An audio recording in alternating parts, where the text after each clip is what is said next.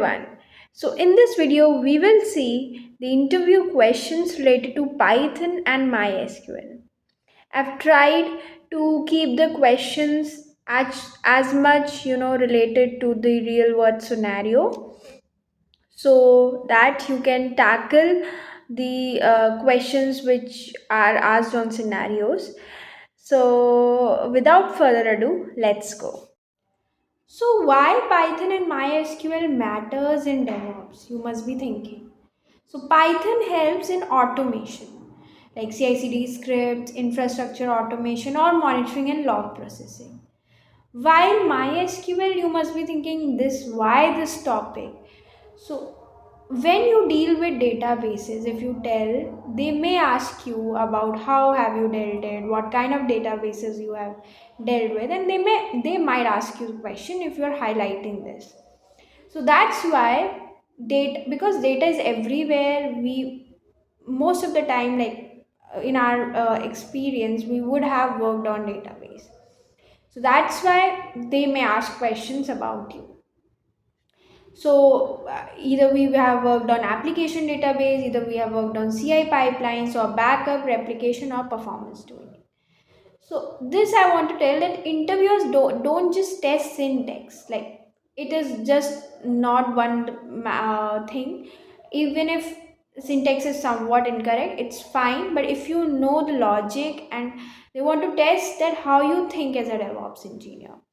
Okay, so we will start with Python. How do you automate a repetitive task using Python? So you should tell the logic first of all. You should also tell about error handling. That is also one important thing that you should mention. If you have worked in any scripting, you should always capture handle errors, how much errors you can handle, that should be there. And then how have you done it in real world DevOps use case?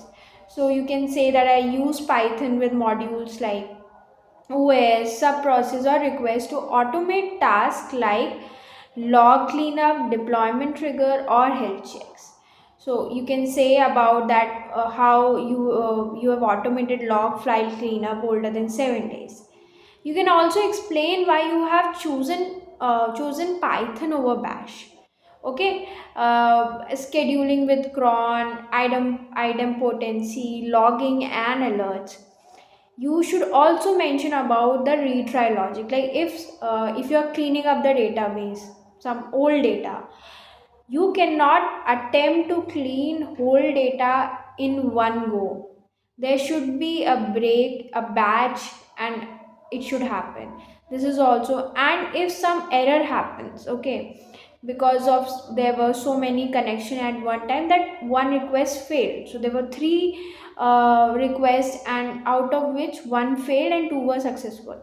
So there should be a logic for retrying. Okay, so this all you should mention that how you have written your script by using the error handling, retry logic, except and monitoring in it, integration. That how have after everything is completed, how you send the mail to the concerned people. Okay. Now question 2 is how do you handle errors in Python script used in production?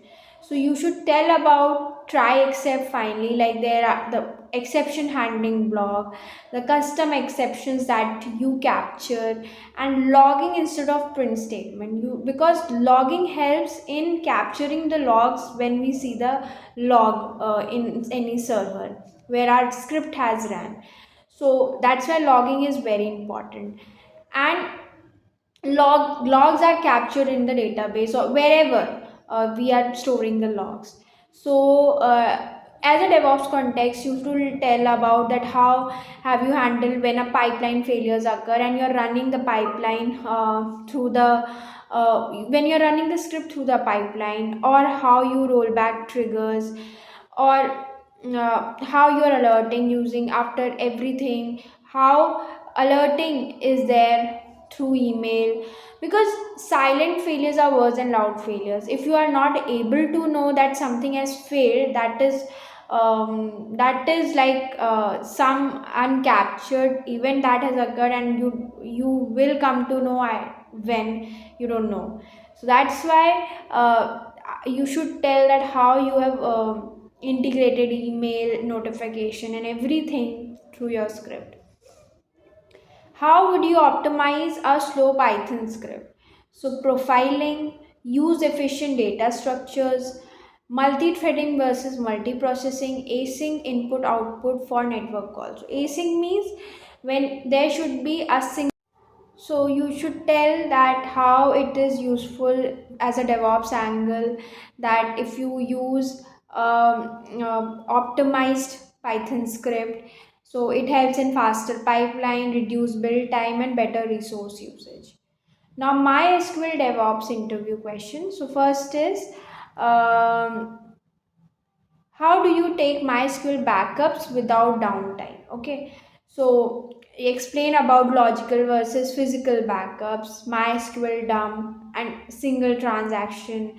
This is one per con extra backup. How you can explain this too, but mention about how you have automated the backups, how you restore testing, how you are doing it in a single transaction. Okay, so mention all these pointers in your answers when you are telling about MySQL backups. How do you troubleshoot slow MySQL queries?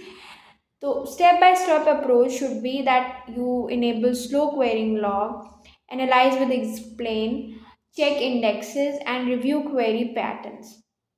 So why? Because slow query performance impacts deployments. Monitoring, how you are monitoring those slow queries using Prometheus and Grafana. Query optimization will result in cost optimization. So you should explain why optimizing query is important, because it affects cost, it affects performance. You should tell about all this. That answer, if you add all these pointer, that answer will become a answer of a senior level. How does MySQL replication work? Try about that, how you have created replicas of the primary database, how the logs are generated, how so replication is not it's improve availability.